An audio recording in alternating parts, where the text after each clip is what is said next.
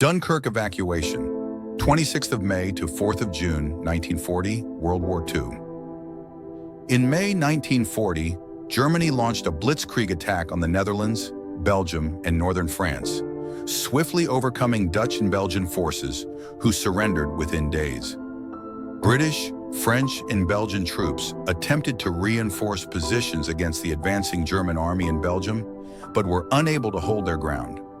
As France rapidly fell, the main German force crossed the River Meuse on May 14th and 15th, advancing west toward the English Channel. During a visit to Paris on May 17th, British Prime Minister Winston Churchill was shocked to discover that the French commander-in-chief had no strategic reserves for such an emergency.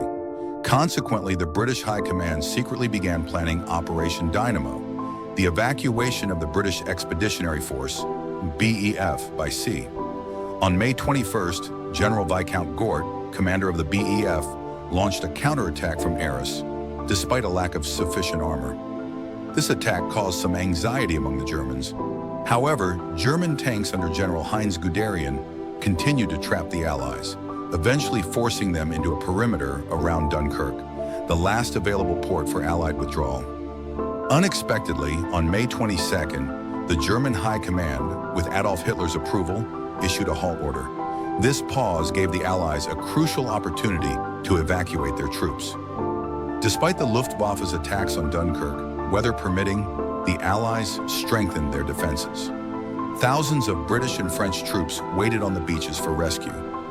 The evacuation began on May 29th, with the Royal Navy and a fleet of civilian fishing and lifeboats, known as the Little Ships, participating. The RAF provided essential air cover against the Luftwaffe.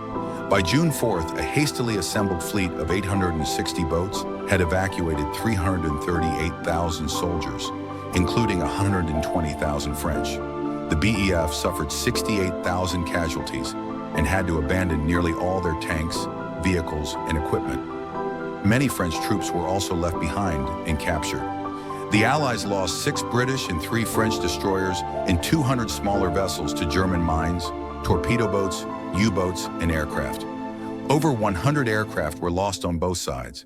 The successful evacuation, against the odds, boosted British morale and ensured that the BEF's valuable trained soldiers could continue the fight. Winston Churchill hailed the outcome as a miracle in his "We Shall Fight on the Beaches" speech to the House of Commons on June 4th.